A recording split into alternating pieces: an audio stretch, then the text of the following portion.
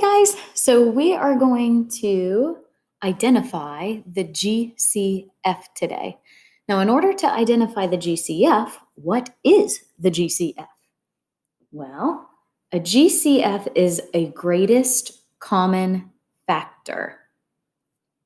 G is greatest, C is common, and F is factor. And the greatest common factor is the largest factor that is in common to these numbers, variables, or exponents. So we're going to find the factors of each of these four numbers that are given. And so we're going to take our factors of 96. And so you can actually calculate these in your calculator with me. So 96 divided by 2 is 48. 96 divided by 3 is 32. 96 divided by 4 is 24. So far we've got 1 times 96. We've got 2 times 48. We've got 3 times 32 and 4 times 24. So now if we keep going, 96 divided by 5, that doesn't work. So not a greatest common factor. 96 divided by 6 is 16, so we can add that to our list. 96 divided by 7, yikes. 96 divided by 8 is 12. So we're looking pretty good there. All right. Now we're going to find those factors of 64. Take your time and help me list those out. So we are going to do 1 times 64. 2 times 32 is 64. 64 divided by 3 doesn't work. 64 divided by 4 is 16. 64 divided by 5 doesn't work. 64 divided by 6 doesn't work. 64 divided by 7 doesn't work. And we know that 8 times 8 is 64. All right, now let's look at 240. We'll have 1 times 240 is our first factor. We can cut that in half, so 2 times 120 would work. Let's see, let's take 240 divided by 3. It should be 80. 240 divided by 4 is 60. 240 divided by 5 is 48. 240 divided by 6 is 40. 240 divided by 7, that doesn't work. So let's go on to 8. 240 divided by 8 is 30. 240 divided by 9, that doesn't work. So 10 goes into 240 24 times. 240 divided by 11 doesn't work. But if we divide it by 12, we get 20. And there's one more in here, that 15 times 16 actually gives us 240 as well. That is a long list of numbers, isn't it? All right, now let's take a look at number 4, 112. We could list out our factors here. Go ahead and take some time and list them out. So here's our list of our factors of 112. And now we look for what is the greatest factor in our list that is in common to all 4 numbers. So let's take a look here. The largest number that we see in both lists. It looks to be number 16. Seems to be the meal ticket here. Since it appears in all 4 lists of factors, and it seems to be the largest number that will be in common to all of these numbers. Hence why we call it the GCF. So now what I want you guys to do is we are going to take and find the GCF of each monomial expression. So remember, a monomial can have numbers and variables.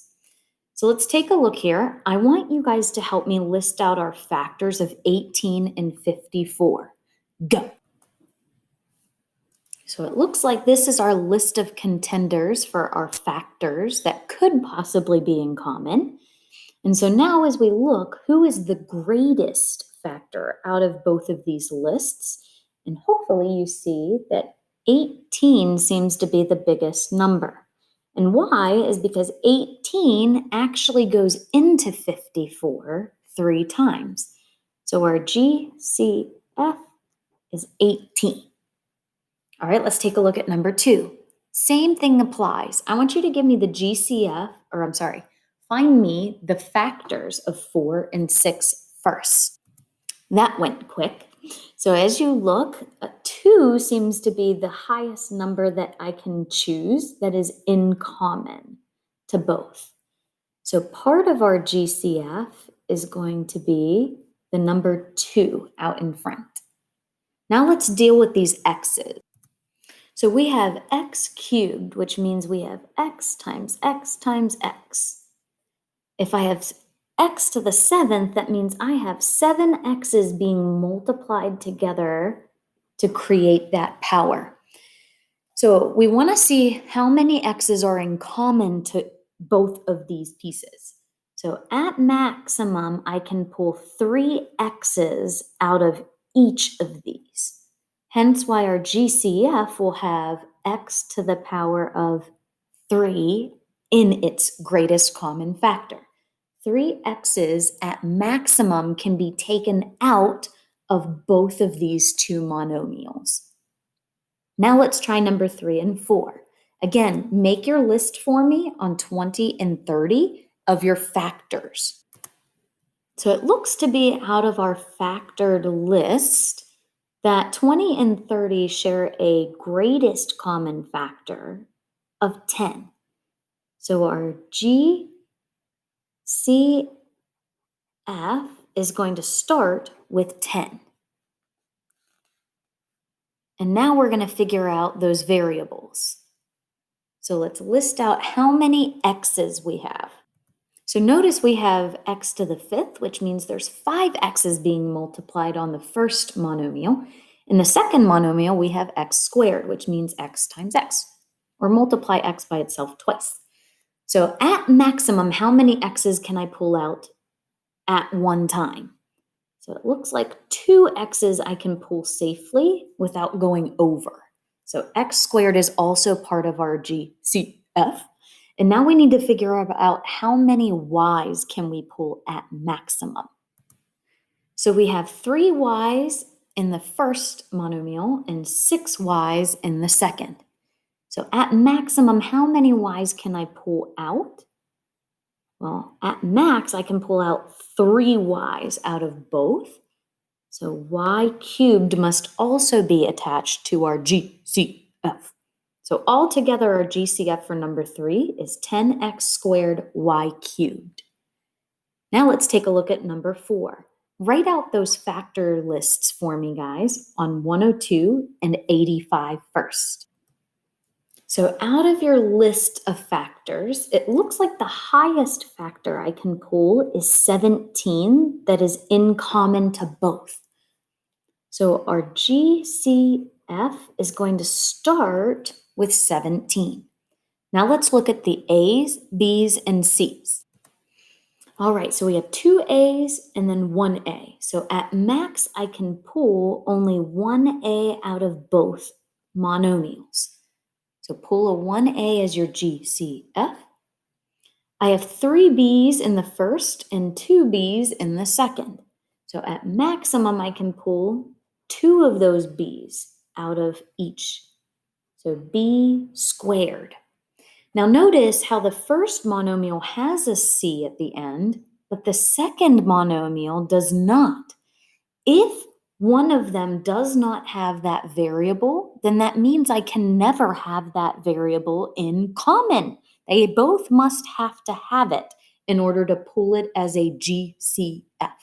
So since this guy has the C and this guy does not, we will not include C in our GCF because it's not in common. All right, guys, it's time for you to practice how to identify GCFs.